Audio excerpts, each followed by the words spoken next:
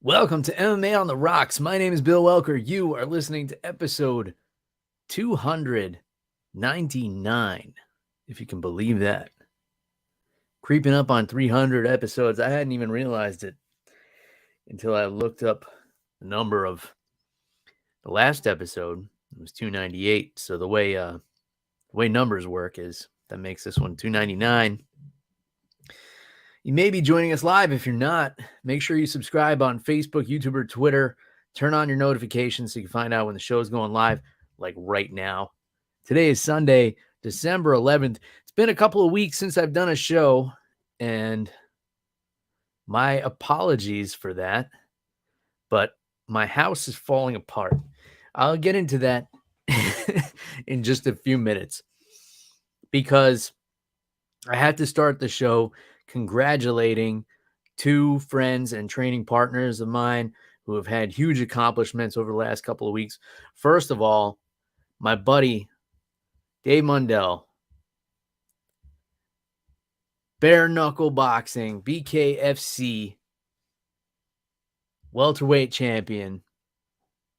As of last weekend, third round knockout over Francesco Ricci in Miami. So Dave accomplished what I've known he was capable of for a long time. Just such a solid boxer. He's got so much power. And if you saw these two next to each other, and Ricci was undefeated going into this fight, mind you, I think he was 5-0 in bare knuckle. And he had so much height and so much reach on Dave, but Dave just did such a great job getting inside, dropped him twice in the first round with right hooks. Dave is a southpaw, mind you. And then hurt him bad with a body shot in the third round and was able to put him away. Starched him with a left hand. Left this guy unconscious for a good 2 minutes. Spectacular performance.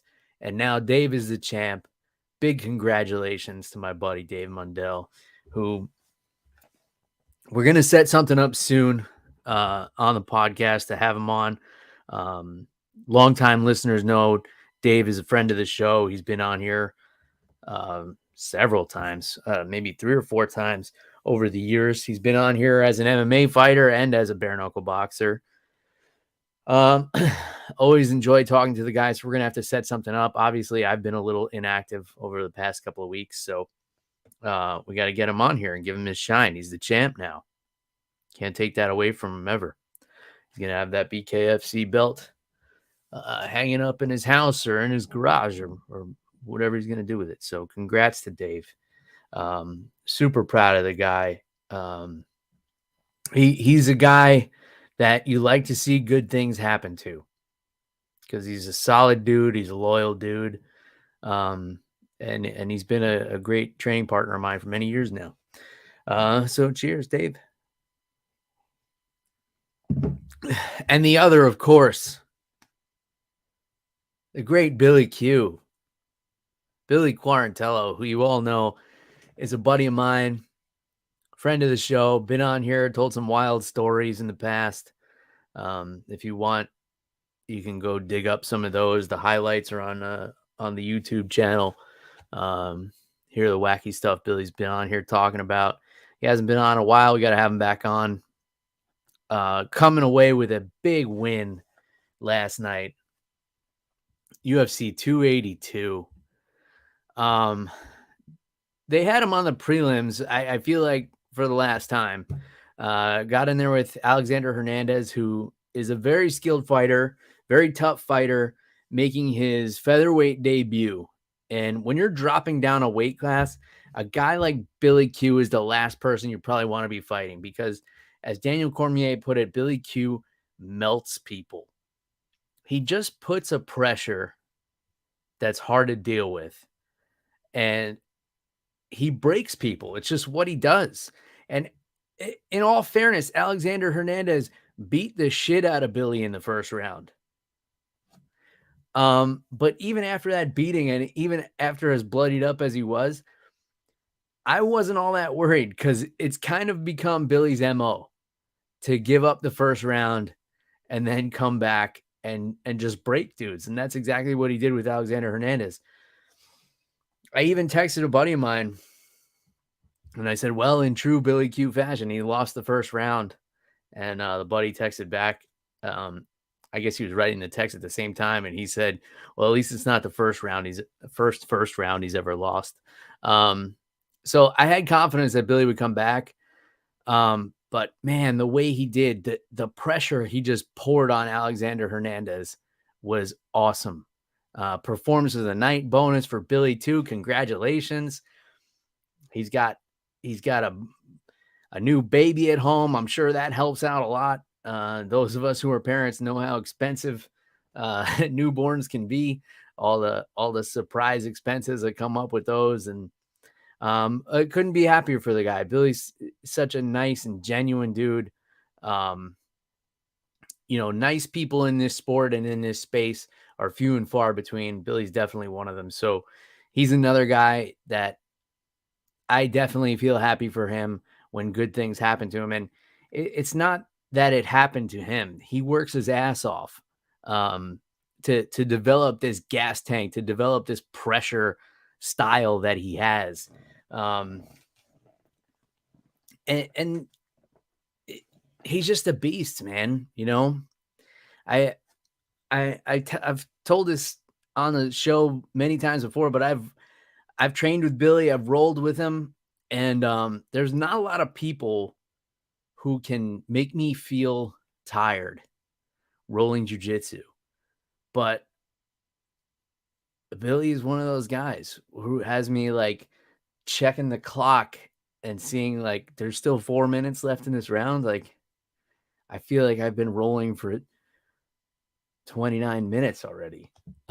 He just, and I can't really explain what it is. And I don't know if Alexander Hernandez can either. Because here he is hitting Billy with everything and the kitchen sink in the first round, splits him wide open. Billy doesn't know what 7 + 5 is when he gets to the corner. And Hernandez still can't put him away. So what do you do when you hit a guy with everything and he just keeps coming and he doesn't stop and you keep hitting him and he's still there? That's one of the most deflating things you can experience as a fighter, as a grappler, as whatever it is you do. When you give it your best and it's not good enough, that's such a deflating feeling. And you could just see the will to keep going leave Alexander Hernandez as Billy kept pouring on the pressure. And man, so proud of the guy, so happy for him. I'm glad he's gonna have that extra money in his pocket. He's gonna need it, with the new little guy around. So big congratulations to Billy on his son and on the win bonus. And let's get this guy on the main card. Can we? I mean, I think everybody can agree his fight with Shane Burgos was one of the best fights of the year. And fought through getting injured in that fight.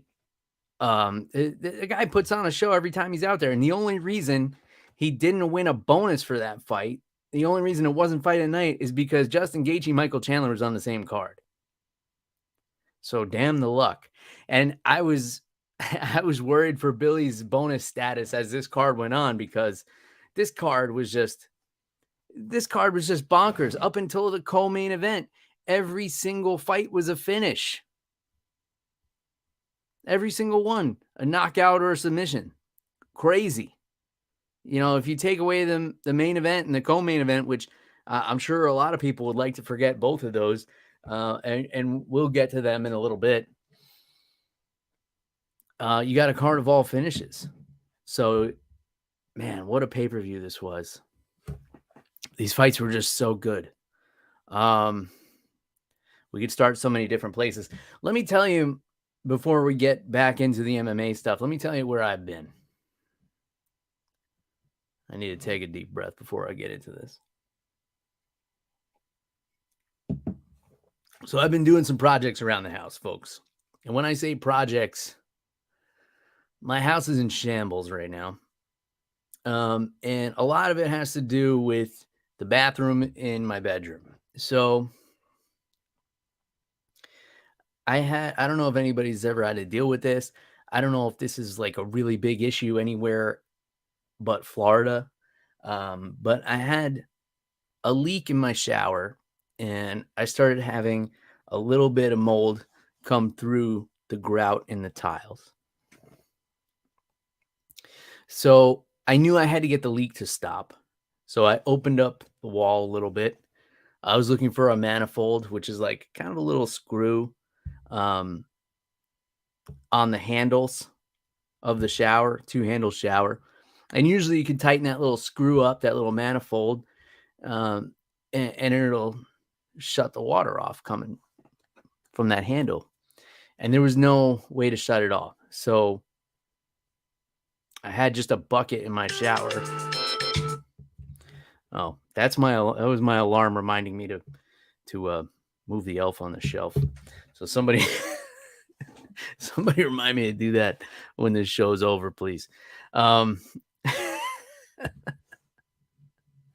I should just pause the show and go move that damn elf now, because I can't forget to do it. It would be disastrous.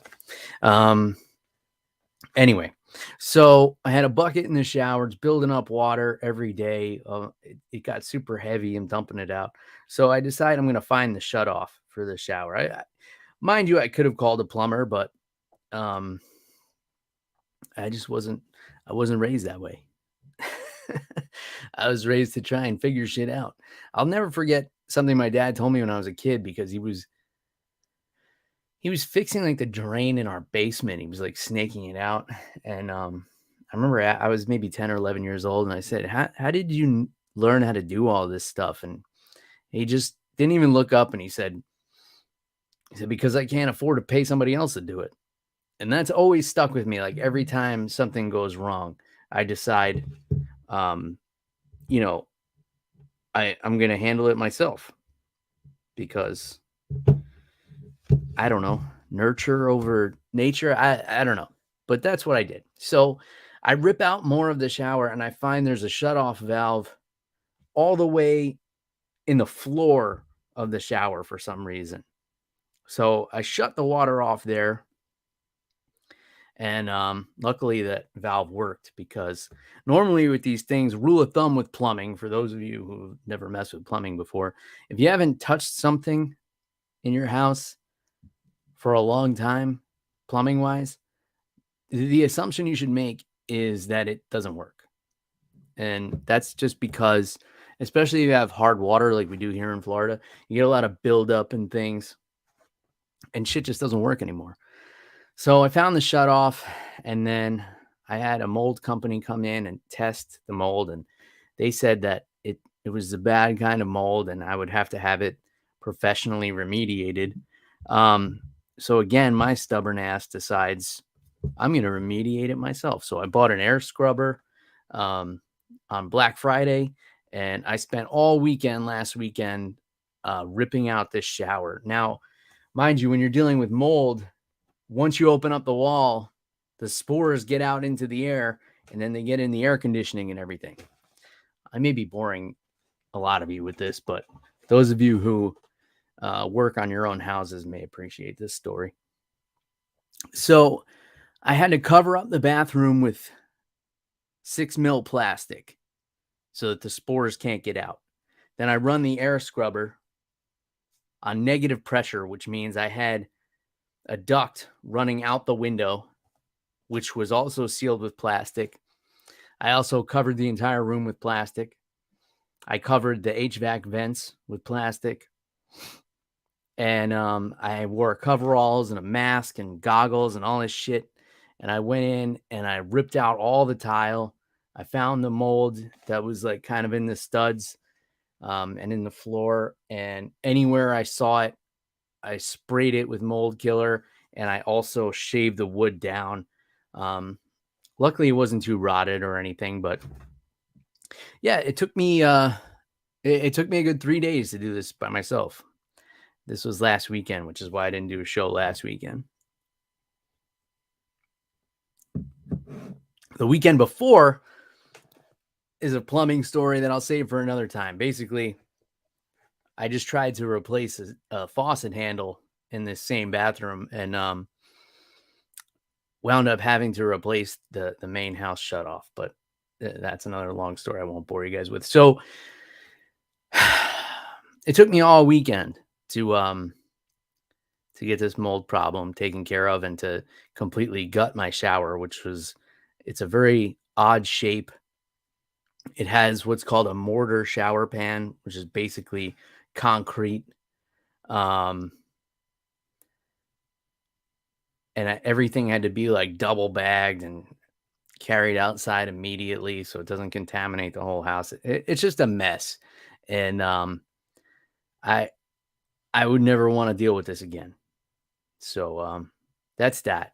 And we don't have to get into that anymore.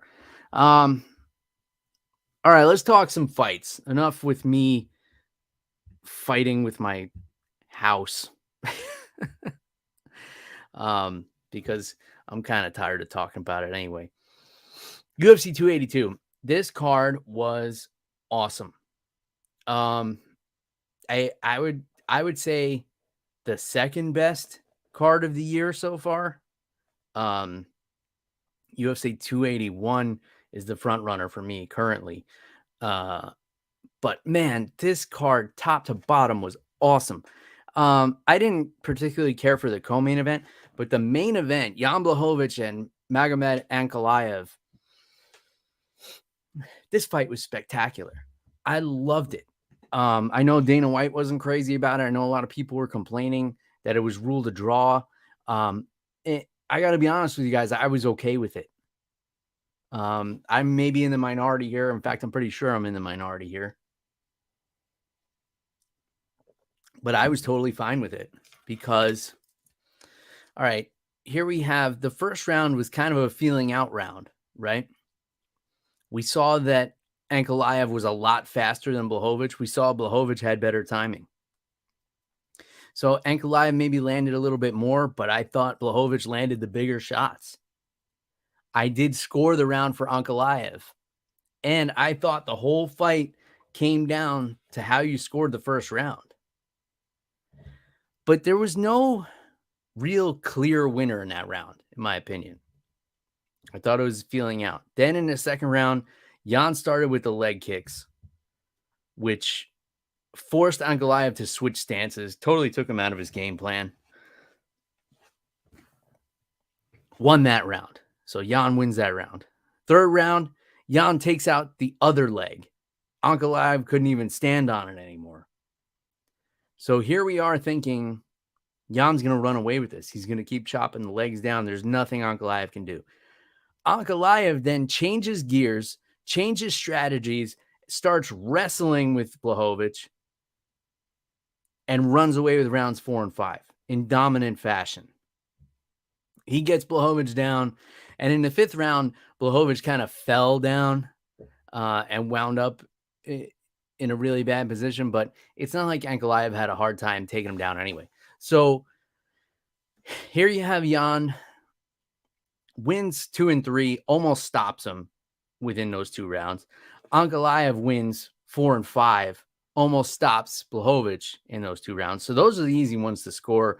Round 1 was the least eventful round. And however you score that one is the way it's going to go.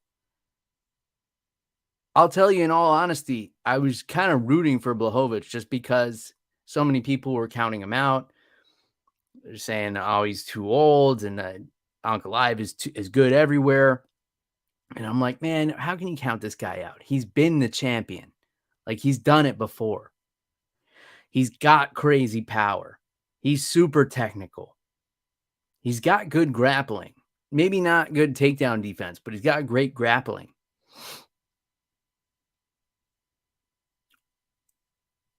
It comes down to how you scored that first round. And again, I was rooting for Blachowicz. I scored that first round for Ankalaev. I thought Ankalaev won rounds 1, 4, and 5. And Blachowicz won 2 and 3.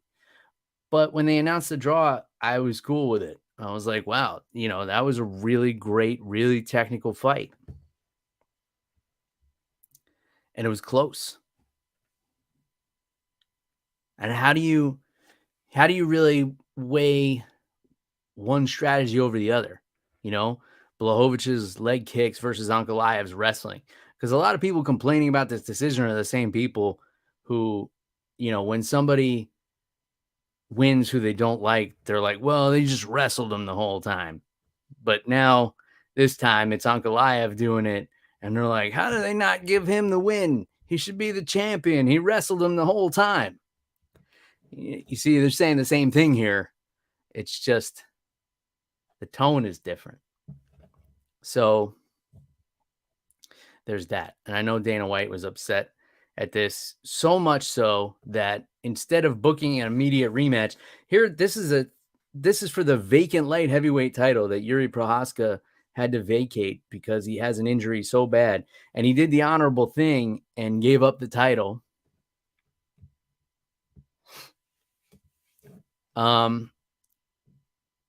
Glover Teixeira could have fought Ankalaev for the belt, but he decided, you know, too short notice, too different of an opponent, and he passed on that. That's, you know, that's fine. That's his prerogative.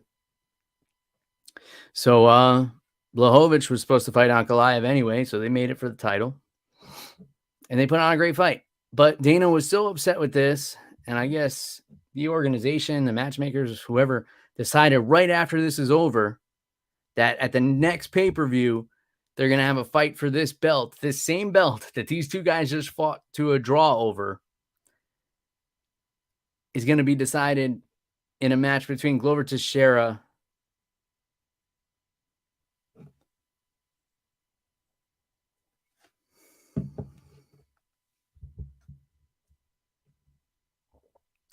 and the name is escaping me for some reason. Jamal Hill. I don't know why that name escaped me. Anyway. So Jamal Hill and Glover Teixeira now are going to fight for the light heavyweight championship at the next pay-per-view. Jamal Hill, mind you, was supposed to fight Anthony Smith in January. Anthony Smith finds out at the broadcast desk that not only is his fight off, but Jamal Hill's getting bumped up to a title shot. And he did not take that well, and I don't blame him. It seems like this would be a great opportunity for a tournament. Even if you just do a 4-man tournament. You know, UFC hasn't done one in a long time. They've even been popular when Bellator does them. Right? PFL's been doing them. Why not go back to the tournament model? You know, you weren't happy with this fight. All right, rematch these two. Have Jamal Hill and Teixeira fight. Like, what's the rush to put the belt on somebody? I don't really understand. Like, why do you have to have a champion right away? Then you have the winners fight. You know, the winner of Blachowicz and Ankalaev fights the winner of Teixeira and Jamal Hill. And then Yuri Prochazka comes back and fights the winner of that. I don't see the problem with it, but, you know, I'm not running a multi-billion-dollar company, so it's not my call. All right, let's get into the fight that's got everybody up in arms here. Paddy the Baddy Pimblett against Jared Gordon. All right, so we'll start out calling it like it is. Paddy got a gift from the judges in this one. He did not win this fight against Jared Gordon, but he was awarded a unanimous decision. This is like, I want to say 85 to 90% of the MMA community agrees with this, that Paddy lost the fight. And a lot of people are saying things like, and this was my initial reaction to it, a lot of people are saying things like, this is MMA taking a step in the direction of boxing, where fighters with the bigger reputation are being rewarded with judges' decisions, or fighters with the bigger reputation who are more valuable to the company the judging in their fights is set up to favor them. This is a fair complaint. Totally fair that people would think things like this after witnessing this fight, where, in my opinion, Jared Gordon clearly won rounds 1 and 3. I think there's a case that he won round 2 as well. A lot of people sharing the reaction of Joe Rogan when the decision was announced, and he just is one of these, one of his Joe Rogan faces, like, oh, what the fuck happened there? So a lot of viral talk about this fight and the way it went down, and pretty much everyone with a voice in the MMA space is saying that Jared Gordon got robbed. And that's fair, because if you look at, blow for blow and technique for technique and takedown for takedown, he should have won. Here's my one devil's advocate point here. As someone who has judged fights myself, it's really difficult to tune out a crowd. Okay? I've judged fights where I've had the family of one fighter sitting right behind me, and it was like 15 people. So every time that fighter did something, I'm hearing a louder reaction from that group than when the other fighter did something. And it's really difficult to tune that out and to look at the fight objectively. It's really difficult because you're getting this external stimulus every time one fighter does something, and you're not getting it every time the other fighter does something. In fact, it's getting quieter, or it seems quieter. And the crowd was a factor in this fight. The crowd was there for Paddy Pimblett. They're chanting, "Oh, Paddy the baddie," as he comes out and during the fight, and they cheer every time he lands a jab or he lands a strike. That plays a factor with the judges. Okay? Because at the end of the round, when you're forced to write something down, you have to go back through your memory and think about what happened in the last 5 minutes. And it's a lot.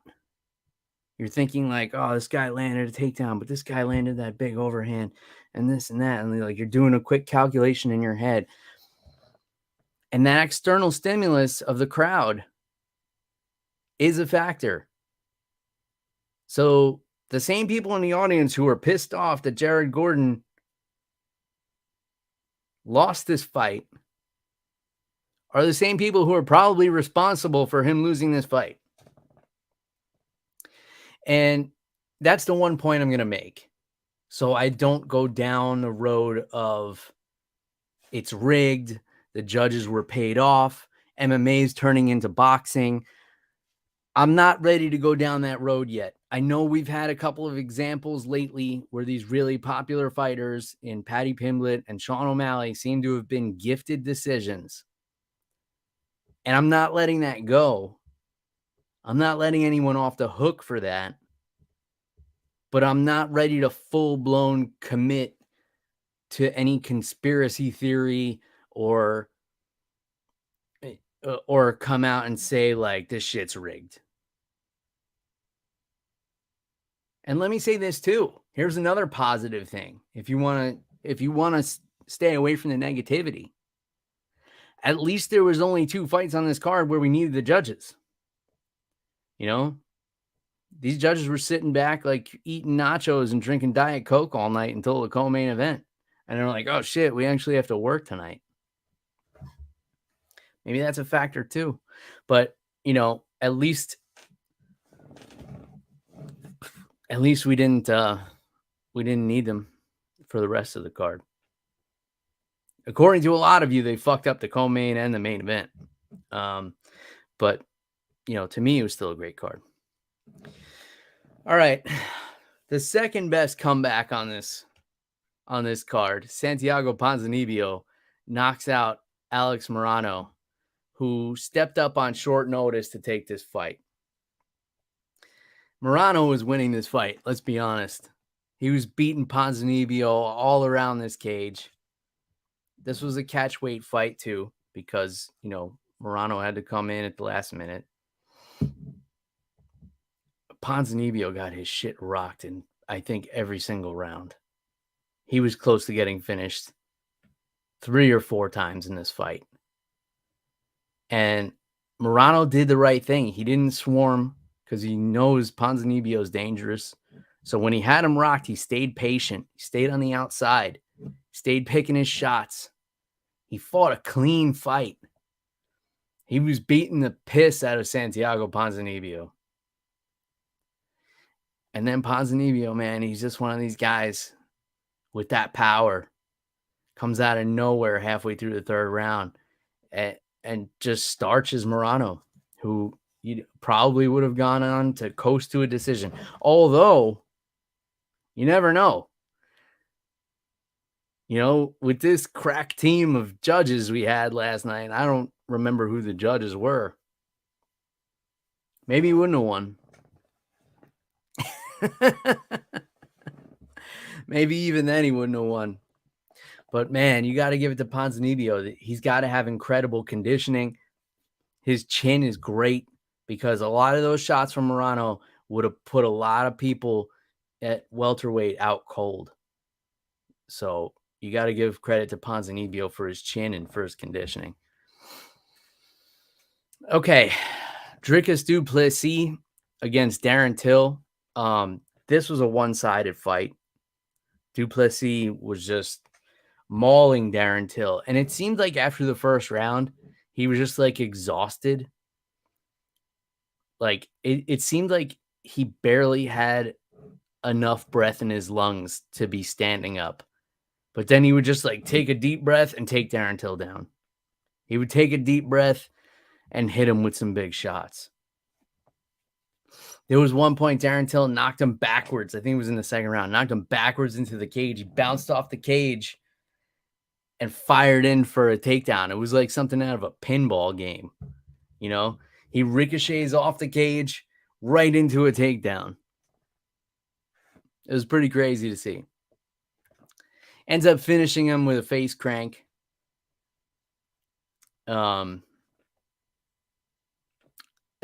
Big win for du Plessis. Puts him in the top 10, I believe. And man, what do you do with Darren Till at this point? We knew the grappling was a hole in his game ever since he was a welterweight. 3 losses in a row. And then broken up with a win over Kelvin Gastelum in 2019. But before that, 2 losses at welterweight to Tyron Woodley and Jorge Masvidal.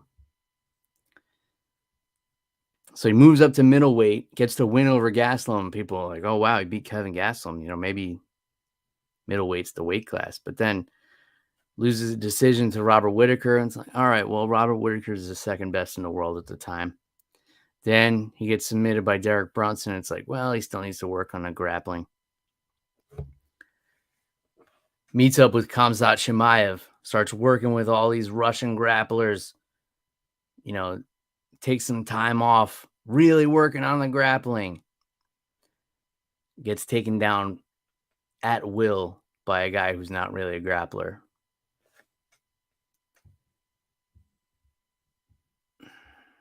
What do you do with Darren Till? You can't get rid of him. He's too popular.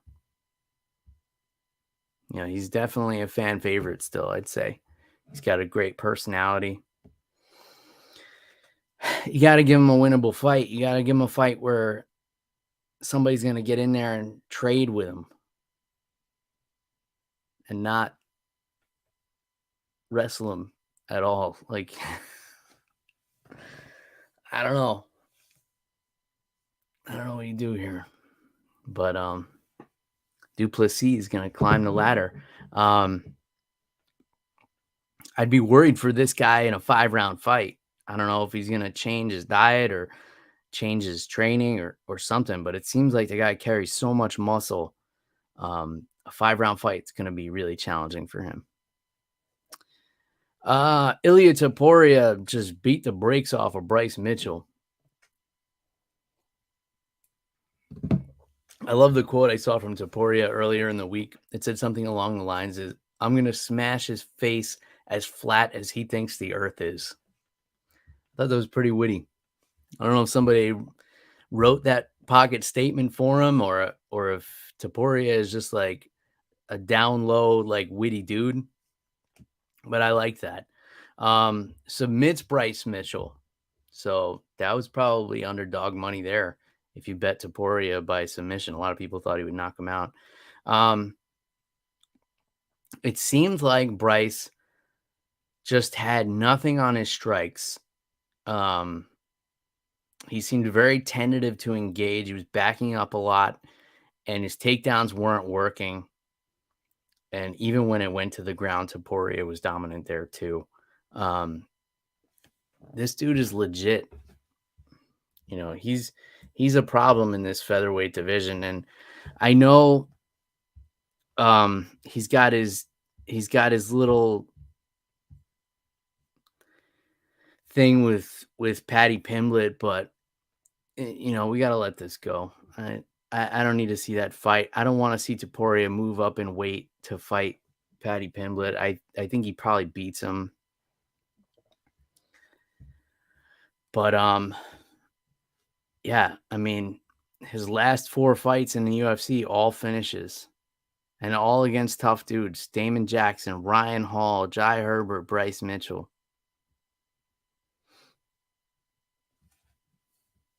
So, yeah, Topuria is a problem, man. He's a special talent, I'm going to tell you. Then we have Raul Rosas Jr. submitting Jay Perrin. This is fucking nuts, guys. This kid just turned 18 years old, and he walked in that octagon with the confidence of someone who had 10 fights under those lights. Nothing fazed him. He had a flawless performance, submits his opponent in 2 minutes, 44 seconds, sets a record for being the youngest fighter to compete in the UFC, to win in the UFC. Probably a record that'll never be close to being broken. He just has like this it factor about him. You know, it's the confidence, it's the skills, the way he combines everything together. Which is crazy because, you know, a few months ago we saw Bo Nickel, who's a high-level All-American wrestler, come into MMA, destroyed a dude on the Contender Series, and Dana White was like, I don't know if he's ready. And then here comes this, I think, 17-year-old kid at the time in Rosas, and Dana White's like, I got to see what this kid can do in the UFC. So Bo Nickel's not ready. Well, he wound up taking Bo Nickel eventually, but right away he says Rosas is in. And, you know, they both have, I'd say, equally impressive talent, different weight classes, kind of different skill sets, but man, Rosas looked good. He looked comfortable on the feet. He didn't get touched, not a scratch on him. And then, you know, he got Perrin down, who's, I think, 11 years older than him or something. Submits him in the first round. They're calling this a face crank too, because it wasn't really a choke. But yeah, I mean, congratulations, kid. I don't know what this kid's gonna be capable of, like when he grows into his man body. Hopefully we don't have a situation where, you know, it's too much on his body too soon.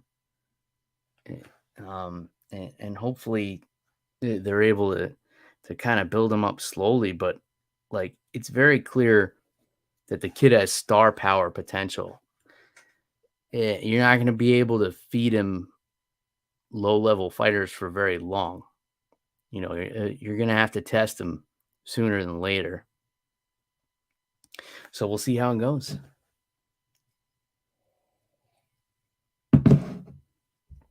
It's crazy. The kid's never even voted in a presidential election yet. And he's got a victory in the UFC. Pretty wild to think about. All right, Jairzinho Rozenstruik, who has like fucking 50 or 60 something knockouts as a kickboxer, just fights like a charging rhino against Chris Daukaus and puts him out in 23 seconds. I don't think anybody's surprised by this one. You know, Daukaus, he's just, you know, I think it was Derek Lewis was the first one to knock him out. And, you know, since then, it seems like maybe he hasn't taken off enough time in between fights to really recover, to like reset his brain. But man, Rozenstruik is a scary dude. A lot of people forget the power this guy has just because, you know, once he got up there with the upper echelon with guys like Cyril Gane, who were able to be patient with him and keep him at distance and use strategy against him. People forget how dangerous this dude is. And he reminded everybody, he just charged across. He was like fist first across that octagon. What baffled me is like right at the end of the fight, he grabs a hoodie from somebody and puts it on and zips it all the way up to his chin. This guy's like 260 something pounds. He just warmed up in the back, came out, knocked the dude out in 23 seconds. And he's like, you know what? It's a little chilly. I need to zip up a hoodie real quick. Like I was sweating, like watching him put that thing on. Like, I don't know if that was mandatory or something, but crazy. Edmen Shahbazyan on the comeback trail against Dalcha Lungiambula.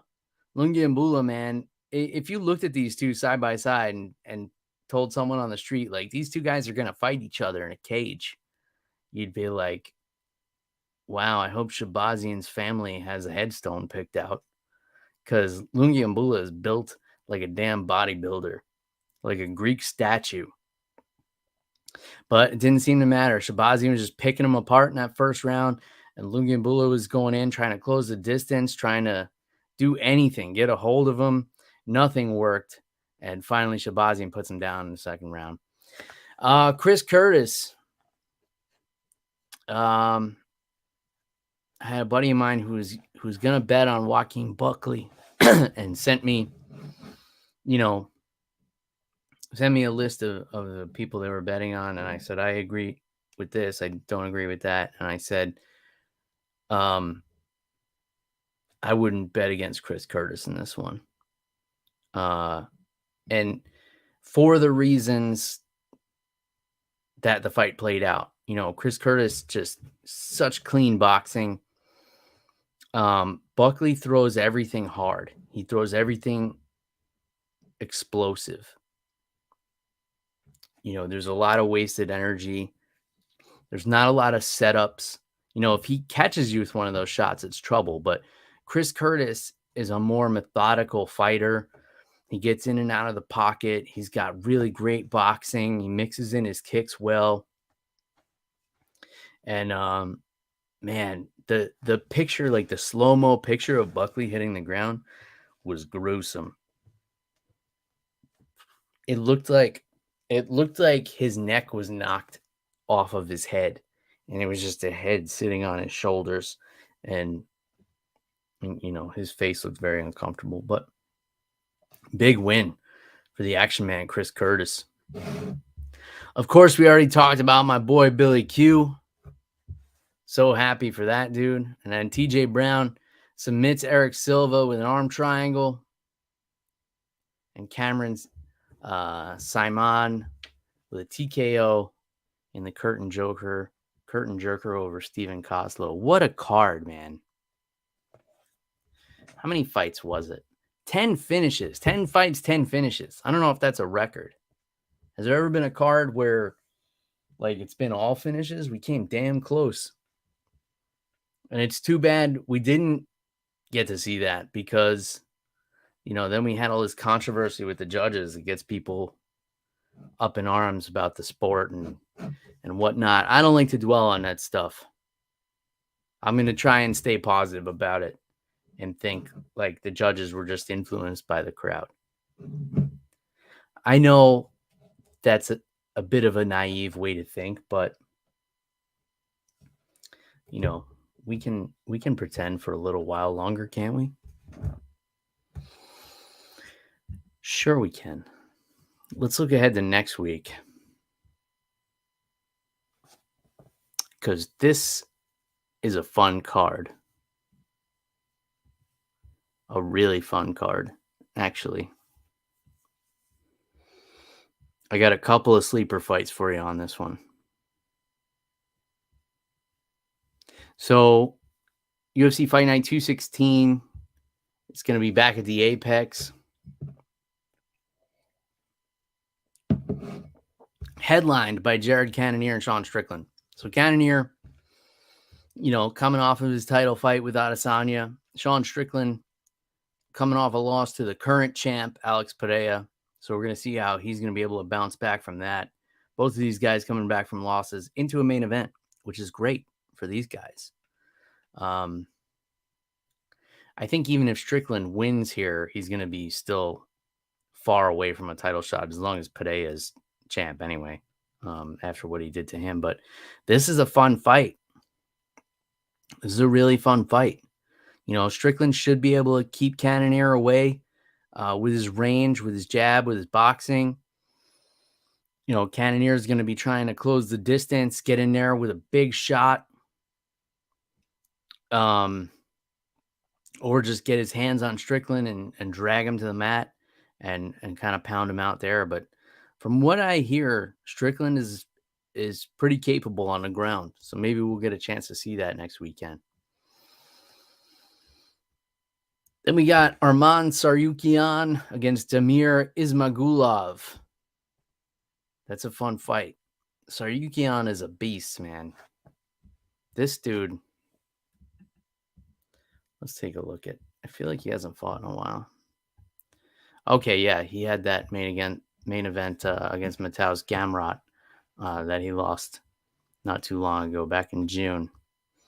So he's looking to bounce back here. And then Ismagulov, undefeated in the UFC, hasn't lost a fight since 2015. Never been finished. So this is a fun fight. Very fun fight. Amir Albazi against Alessandro Costa. I feel bad for the broadcasters in this one because there's a lot of names that are hard to pronounce on this card. Alex Caceres and Julian Erosa. Julian Erosa, man, this dude has had like a renaissance, a revival, a rejuvenation in his career. 3 wins in a row. Submitted Charles Jourdain, decision over Steven Peterson, and then won his last fight in dominant fashion over Hakeem Dawodu. Here's a dude, Julian. I've got a soft spot for Julian because he was on Billy Q's season of The Ultimate Fighter, which was season 22, I want to say. I should know this off the top of my head. I'm pretty sure it's season 22. So they were on the same season there. So I always root for Julian when he fights for that reason. Here's a fight that's going to be amazing. Drew Dober and Bobby Green. I can't see any way this fight is bad. Should be a little higher up on the card, I would think. That's going to be a great fight. Michael Olejanchuk versus Cody Brundage. That's a good one. Cheyenne Vlismas, who I believe was formerly Cheyenne Bays. against Corey McKenna. Nice little strawweight scrap there. And we got Jake Matthews and Matthew Semlisberger. This fight, folks, is going to be excellent. I'm really looking forward to this one. So Semlisberger coming off a loss to Alex Morono. He's only been like a little bit inconsistent, but this guy came smoking out of the barrel when he made his UFC debut. He had that 16-second knockout over Jason Witt. And Jake Matthews, we all know, is a beast. So that's going to be a fun fight. That's a sleeper pick for you right there. A lot of people aren't talking about. Julian Marquez and Darren Wynn is a really fun fight. Marquez is a big dude. Darren Wynn is not. But he's a small, stocky wrestler. And it doesn't matter how big you are. If he gets a hold of you, he can fling you around that cage.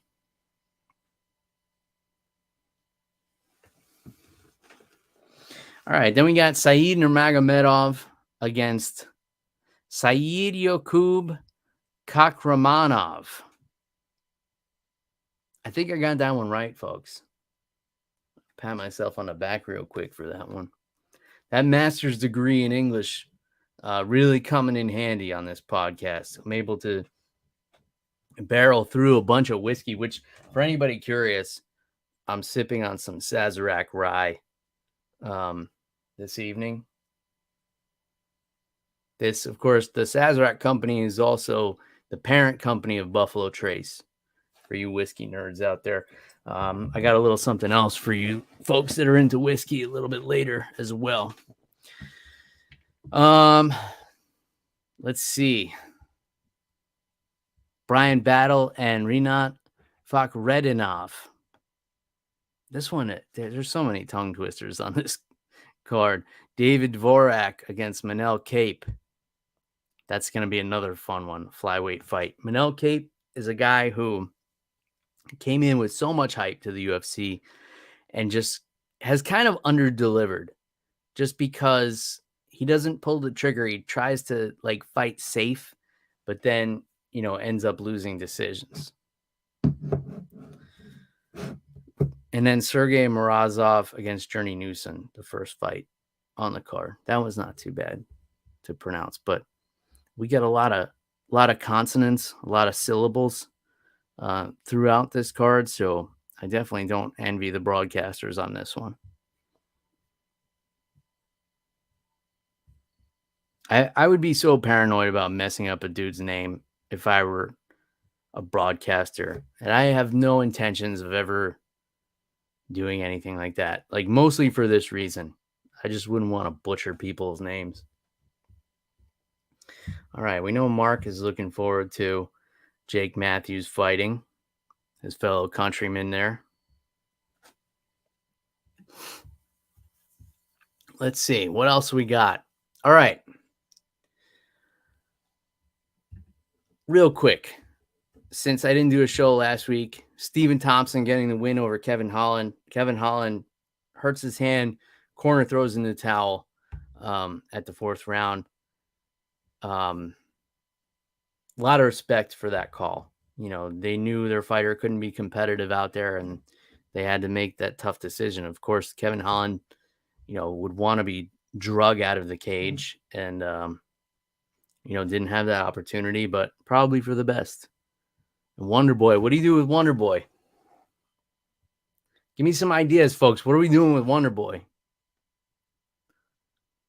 Can't put him in a title shot. You can't give him any of these grapplers at the top of the division. Wonder Boy versus Conor, I think, would be a great fight. I think that would be really fun. But you can't really put him against Conor because you need somebody who's going to like talk a little shit, be a little disrespectful,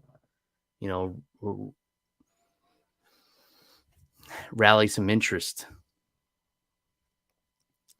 RDA submitted Brian Barberena. Mateus Nicolau knocked out Matt Schnell. Great performance. Sergey Pavlovich. How scary is this dude in the heavyweight division?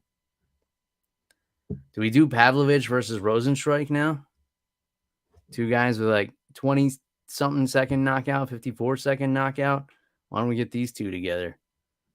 Yeah, Pavlovich is a scary dude. Then we have Roman Dolidze, who knotted up Jack Hermanson in that weird calf slicer, took his back and took the TKO from there. That was pretty vicious. Another Daukaus brother got knocked out last week. Eric Anders delivered that one. Phil Rowe almost got knocked out in that third round and then came back and knocked out Nico Price. That was a wild-ass fight. Clay Guida still doing the damn thing, getting the decision over Scott Holtzman in his last fight. Michael Johnson with the decision over Mark DeCasey. That was a fun fight. All right.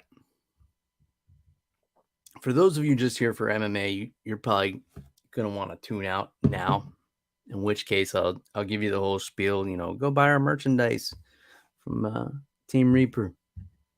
Let me just get that up here right now real quick. Yeah, so I'm going to nerd out on some whiskey for a little bit. So those of you who are only here for MMA, thanks for tuning in. Appreciate every single one of you. I'm going to talk about booze. If you want to grab some merchandise, do so. Our friends at Team Reaper, reaper1.co is the website. You can use the promo code MMARocks10, save yourself 10% on your entire order. Get yourself an over-the-top, under-the-influence t-shirt, hoodie, or tank top. Now, Whiskey Advocate released their top 20 whiskeys of 2022. Now, those in the whiskey world, we all kind of wait for this list to come out. And it comes out conveniently right around the holidays so that if there are any whiskey drinkers in your family, you can kind of consult this list and kind of pick out, you know, if you know somebody likes Irish whiskey, or if you know somebody likes Scotch, you know somebody likes bourbon, there's something for everybody on this list. Now, all that being said, just be careful when you look at this list, because some of the spots on this list, much like the Paddy Pimblett fight, are potentially bought and paid for. The last couple of years, I have not agreed with the number one whiskey on the list. So last year was the Lagavulin 11. Not a fan, personally. I think it's the worst Lagavulin that's come out. Before that, it was Larceny Barrel Strength. Not a fan of that either. And I love wheated bourbons. Do not like Larceny for some reason. I didn't like the Barrel Strength either. It just didn't do it for me. It just, like, the flavor profile doesn't work. If you look at the top of this list, it's some bigger brands. Now, the good thing about it is, so the number one whiskey, according to Whiskey Advocate, and these are whiskeys that were released within the last calendar year. The number one, Jack Daniel's Bonded. Okay. The good thing about this, now they gave it a score of 97, which, you know, to a sophisticated whiskey palate, and I haven't tried this whiskey. I plan on sampling it live on the air next week. I'm willing to bet this whiskey is not a 97. And it's probably not the best whiskey that's come out this year. But for $30 or $35, whatever it happens to be in your local area, you want to get a nice Christmas gift for, you know, the whiskey connoisseur in your family. Hey, this was the number one whiskey this year, according to the Whiskey Advocate thing. You know, you spend $30. It's a nice, thoughtful gift. You know, with the Jack Daniel's brand, you can't really go wrong. Their single barrels are excellent. So this is bonded. So for those of you who don't know, bottled and bond is actually a law in these great United States that says the whiskey has to be aged for a minimum of 4 years in new oak barrels, and it has to be bottled at 100 proof. So you're getting a nice high quality whiskey that's 100 proof. It's a nice strength whiskey, and you're getting it for 30 something bucks, and technically it is the number one whiskey. I'll give you my determination next week on whether or not I agree with that. But, for 30 bucks, I'm willing to find out for myself. Number 2, Redbreast Kentucky Oak Edition. So this has been kind of popular lately with the Irish whiskeys, where they kind of do an American style where, they'll age in the oak barrels. I'm kind of curious about this one, but you could see the price tag on it, 95 bucks for a bottle. And it's kind of pricey to take a gamble on this. Redbreast is an excellent Irish whiskey. The 12-year Redbreast is top 3 Irish whiskeys for me of all time. They make excellent products. They don't cut corners. Everything I've ever had from them has been great. I don't doubt that this is an excellent whiskey, but at 95 bucks, it is kind of a gamble to find out, if they did the oak aging properly. So, if you're looking for that special Christmas gift for someone is into Irish whiskey, this may not be the way to go, because if it's aged in oak barrels, it's not going to have that Irish whiskey flavor profile. It's not going to have, those kind of like buttery biscuit notes, those like really stark vanilla notes that the Irish whiskeys are known for. It's going to have a darker feel to it, like more like a bourbon, like more of the caramels, more of the dark cherries, more things like that. When you're working with oak barrels. Okay. Number 3, Barrel Vantage. I've had a lot of stuff from Barrel. A lot of it is excellent. They make great stuff, but you run into the same issue here, the price tag. So you're looking at 90 bucks for this whiskey. It's a really strong whiskey.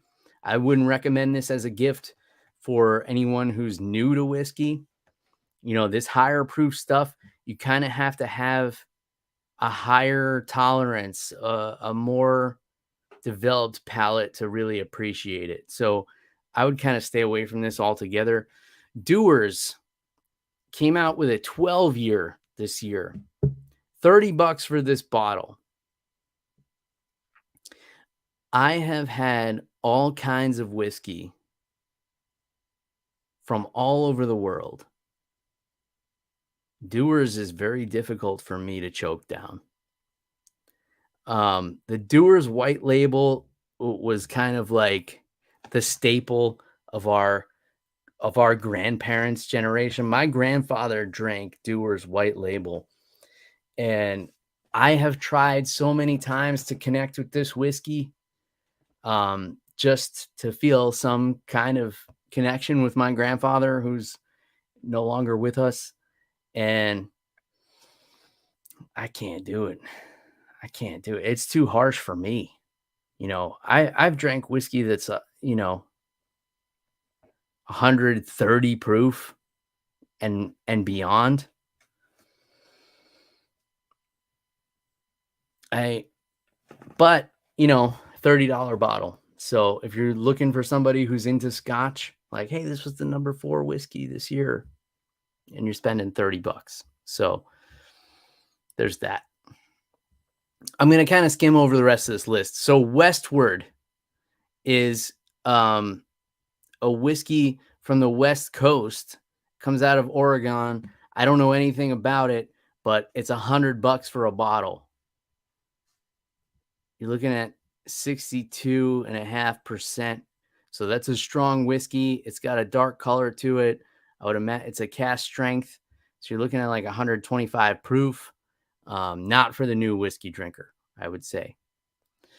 Middleton, very rare, $200 bottle for an Irish whiskey. I would never pay that much for an Irish whiskey, so pass. Blue Note Juke Joint Uncut. I'm kind of curious about this one. It's a Kentucky whiskey, $45, not going to break the bank.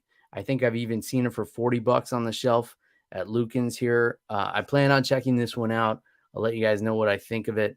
But, you know, for number 7 on the list, if you're looking for a gift for a whiskey or bourbon drinker in your family, $45. I don't think you can go wrong. Okay, my buddy Dave Shively, who is a fellow whiskey drinker, says it's good stuff. So I'm probably going to pick up, out of everything in the top 20, this is one that I've had my eye on. So I'm probably going to pick up a bottle of this in the near future. Number 8, we got Limavady Single Barrel, another Irish whiskey, $50. Again, for an Irish whiskey, if it's not Green Spot or Red Breast, I'm looking to spend a little less than this. So I would stay away from this one as well. Number 9, Bruichladdich 8-year-old. I am very curious about this one. So Bruichladdich makes some excellent scotch. The Classic Laddie is one of my favorite scotches from them. And then, which is like a very mild scotch. And then they have a lot of great, like really peaty, smoky stuff as well. I've liked pretty much everything I've had from Bruichladdich. So even at $75 a bottle, I'd be willing to give this one a try. They're 8-year. So it's an Ilia whiskey. So Ilia is an island in Scotland where they're known for peated whiskeys. So they take peat and burn it, and that smoke from the peat gets into the whiskey and gives it that real smoky flavor. A lot of people associate it with like boiled Band-Aids. Nelson Brothers Reserve. So this is the company that's associated with Belle Mead. You guys have heard me talk about Belle Mead on the show quite a bit. I'm a big fan of Belle Mead. I have had this Nelson Brothers Reserve, and it's okay.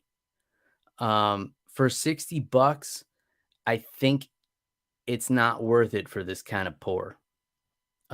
If this bottle was like $40, $35, I'd say, yeah, all day. It's a nice little sipper. It's got a lot of the flavors you like in bourbons, or that I like in bourbons. It's got like the dark cherry, it's got the vanilla, it's got the caramel, but they don't quite meld together perfectly in this blend. And maybe I'll have an update on it when I'm a little more into the bottle. And it's about 107 proof, somewhere in there, 107, 108.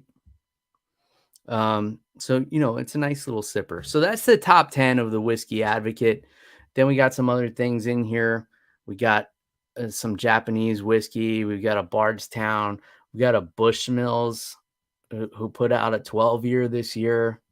Again, I wouldn't pay $60 for a bottle of Bushmills. Teeling, another Irish whiskey that is very good, but you're looking at $100 for an Irish whiskey. I wouldn't touch that one. Blackened, which is like the Metallica whiskey. They came out with a rye this year. $70 for a rye is a little bit steep, but you know, take a look at the list, read the description, see if there's anything up your alley, or, you know, if you're looking for a gift for somebody who's into whiskey, you can't go wrong just grabbing them something off of this list, because any whiskey drinker is going to say like, oh, this was on Whiskey Advocate. I'm, you know, kind of curious to try all 20 of these. So there's that. There's my my whiskey shopping guide for those of you looking to buy some whiskey for the whiskey drinker in your family this year. All right, so that's it. Another big shout out to my boy Dave Mundell, who's the champ, BKFC. We're going to have him on the show real soon. And a big shout out to Billy Quarantillo for his huge comeback victory at UFC 282.